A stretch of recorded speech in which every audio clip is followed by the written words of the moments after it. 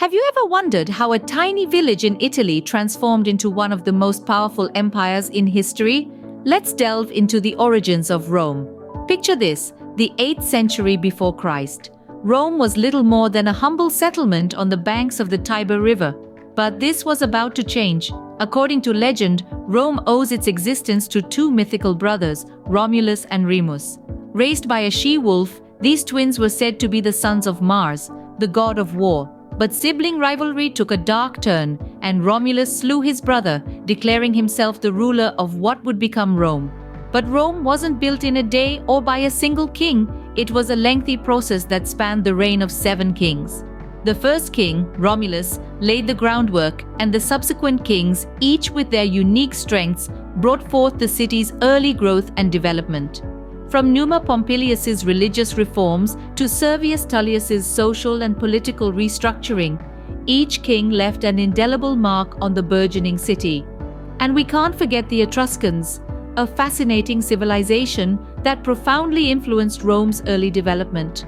From them, Rome adopted aspects of culture, art, religion, and even the concept of gladiatorial games. The Etruscans were instrumental in transforming Rome from a cluster of villages into an urban center. So you see, Rome's beginnings were a melange of myth and reality, a fusion of divine intervention and human ambition. Its foundation story is a tale of brothers, kings, and rival civilizations. But more than that, it's a story of a city's relentless pursuit of power and glory. From a small settlement, Rome was steadily carving its path to greatness. As the monarchy was overthrown, Rome stepped into a new era, the Roman Republic. This shift from monarchy to republic was a pivotal moment in Rome's history, marking the dawn of an era of greater political freedom, checks and balances, and the rise of citizen participation in governance. The Roman Republic was established around 509 before the Common Era. The political structure was marked by the balance of power between the consuls, the Senate, and the assemblies. The consuls, 2 in number, held executive power and were elected annually. The Senate, on the other hand, was a powerful advisory body, primarily consisting of patricians, the elite class. The assemblies were the platforms where the common citizens, the plebeians, could voice their opinions and vote. The Roman Republic was no stranger to military conflicts and social tensions. One of the most notable military confrontations was the Punic Wars, a series of 3 wars fought between Rome and Carthage. These wars, spanning over a century, were instrumental in establishing Rome as a dominant Mediterranean power. Internal social conflicts often arose from the disparity between the patricians and the plebeians. The plebeian struggle, a significant period of social conflict, saw the plebeians fighting for political equality. This struggle led to important reforms and the creation of new laws, further shaping the Roman Republic. The Republic was also a time of significant territorial expansion. Rome's territories grew to encompass most of the Italian peninsula, parts of North Africa, Spain, and what is now modern France. This expansion was not without its challenges, as it often led to economic strains and further social conflicts. Despite its internal challenges, the Republic expanded Rome's territories, setting the stage for an empire.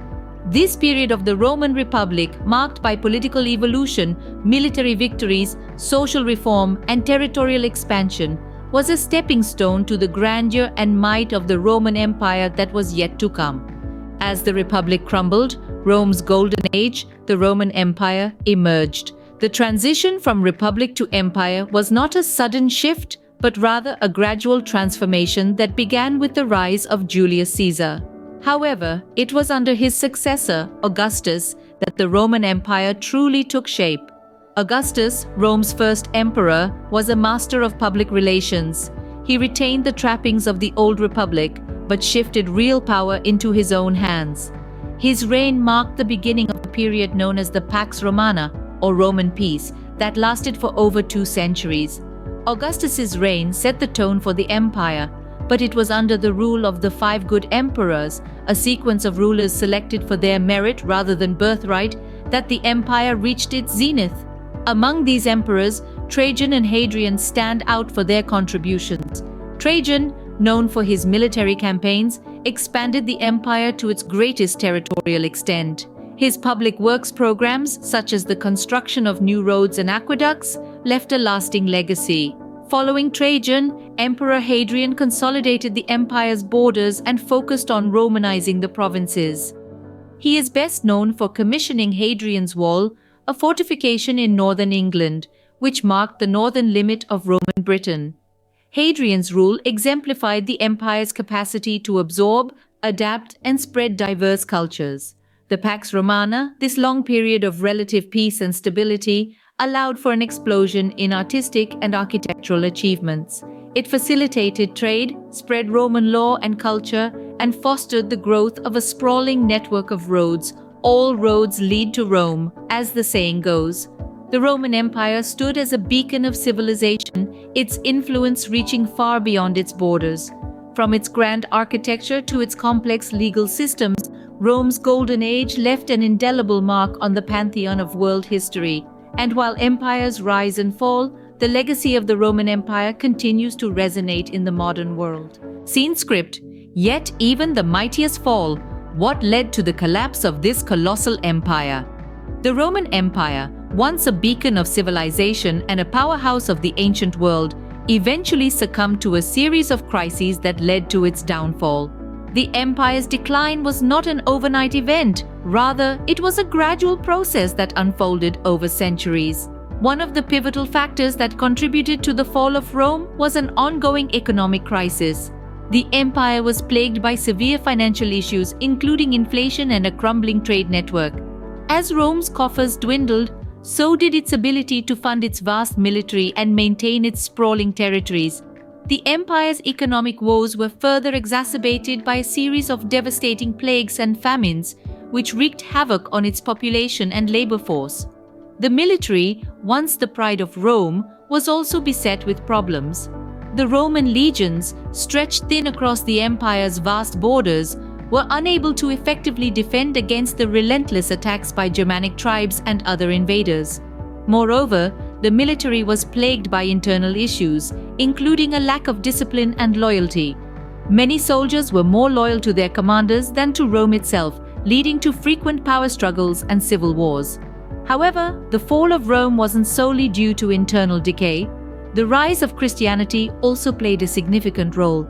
As Christianity spread across the empire, it challenged the traditional Roman religious practices and values. This new faith, with its emphasis on a spiritual kingdom, undermined the temporal authority of the emperor and further destabilized the empire. The fall of Rome was a complex process, influenced by a multitude of factors. It wasn't a sudden cataclysmic event, but rather a slow, gradual decline. And while the empire may have fallen, its influence was far from over. The fall of Rome marked the end of an era, but not the end of its legacy.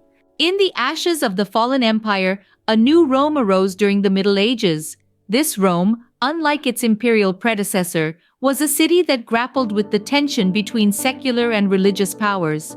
It was a time when Rome came under the Byzantine rule, and the city began to reshape itself not just politically, but also culturally and religiously. Byzantine rule brought a distinct Eastern influence to the city, with Greek becoming the official language. Yet the spirit of Roman law and governance persisted, subtly influencing the Byzantine administrative style.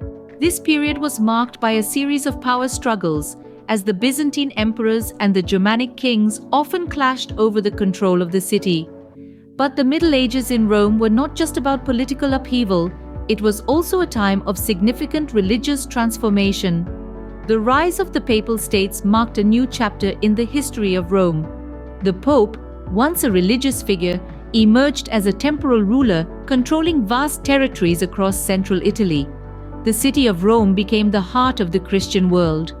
The construction of grand basilicas and churches, such as St. Peter's Basilica and the Lateran Palace, signified Rome's importance as a religious center. Pilgrims from across Europe flocked to Rome, seeking spiritual solace and divine intervention. The Middle Ages also witnessed the establishment of Rome as a center of learning and culture. The city became a hub for scholars, artists, and philosophers who were drawn to Rome's rich history and vibrant intellectual life. The works created during this time laid the groundwork for the Renaissance, which was to follow in the coming centuries. In the midst of political turbulence and religious fervor, Rome underwent a profound transformation during the Middle Ages. The city that was once the heart of a mighty empire had now become a beacon of spirituality and learning. Throughout the Middle Ages, Rome remained a vital center of religion and culture. From the ashes of the Middle Ages, Rome experienced a rebirth during the Renaissance. Rome, the eternal city, rose like a phoenix, embracing a new era of enlightenment and cultural growth during the Renaissance. This period, spanning the 14th to the 17th century, witnessed an explosion of artistic and intellectual activity in Rome, much like the rest of Italy. It was a time when the city was once again the center of attention, not for its military might, but for its intellectual prowess and aesthetic appeal. Rome became the heart of the Renaissance movement, attracting artists, scholars, and architects from across Europe. The city hummed with creativity as masterpieces were crafted and knowledge was pursued. It was during this time that the city's landscape was adorned with architectural wonders, many of which stand till this day as testaments to Rome's glorious past. As we move through the centuries, we see Rome evolving yet retaining its distinct character. Rome survived numerous invasions, political upheavals, and social transformations, yet its spirit remained unbroken. It has seamlessly blended the old with the new, preserving its rich history while adopting modernity. Today, Rome is more than just a city. It's a living museum, a testament to human civilization's triumphs and tribulations. It serves as the capital of Italy, playing a significant role in the nation's political, economic, and cultural life. It's a global city, influential in areas such as fashion, film, and cuisine. One can't help but marvel at the city's resilience, how it has stood the test of time, maintaining its relevance and charm in an ever-changing world. Rome's streets echo with tales of its past, while its present vibrates with the energy of a modern metropolis. It's a city where history and the contemporary coexist, where the past is always part of the present. From a tiny village to a global city, Rome remains as eternal as ever. So, what makes Rome's story so captivating even today? It's the enduring influence that Rome has left on the tapestry of our world. Let's start with the legal world. Roman law, in essence, still permeates the legal systems of many countries. The Latin phrases, the principles of justice, and the very concept of a written constitution were all gifts from Rome. In politics too, Rome's fingerprints are evident. The concept of a republic where power rests with the citizens who elect their representatives harks back to the Roman era.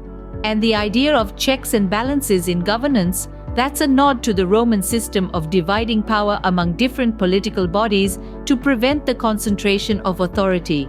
The architectural marvels of Rome continue to inspire the design and construction of buildings even today. The grand arches, the domes, the aqueducts. Rome's architectural genius is timeless, shaping skylines across the globe. Then there's language. Latin, the language of the Romans, might not be widely spoken today, but it has birthed 5 major languages of the world, the Romance languages. Additionally, countless English words have Latin roots, and scientific terminology is replete with Latin terms. But Rome's influence doesn't stop there. It extends to our culture, our literature, our entertainment. Gladiatorial combats might be a thing of the past, but the spirit of such contests lives on in sports and competitive events. Roman mythology continues to fascinate, finding expression in books, movies, and even video games. And finally, the sheer drama of Rome's history, the rise and fall, the power struggles, the triumphs, and the tragedies, continues to captivate our imaginations. Whether it's through historical fiction or academic studies, Rome's story never fails to intrigue. Rome may have fallen, but its legacy remains eternal. From law to language, from architecture to entertainment, Rome's influence endures. It's a testament to the power and reach of this ancient civilization that its impact is still felt in so many aspects of our lives today. To understand Rome is to understand the ebb and flow of human civilization. From its humble beginnings as a small village, Rome has journeyed through centuries, leaving an indelible mark on the world. It evolved from a republic where voices of the many shaped its destiny to an empire where the will of a few held sway. Its fall, though seemingly tragic, was but a prelude to a new epoch, one that saw its influence permeate through the Middle Ages and the Renaissance. In every corner of the globe today, Rome's legacy echoes in our laws, our architecture, our culture. Its influence, like a river, has flowed through time, shaping and reshaping the landscape of human civilization. Rome is not just a city, it's an idea, a testament to the resilience and ingenuity of humanity. In the words of the poet Tibullus, Rome alone is worthy of Rome.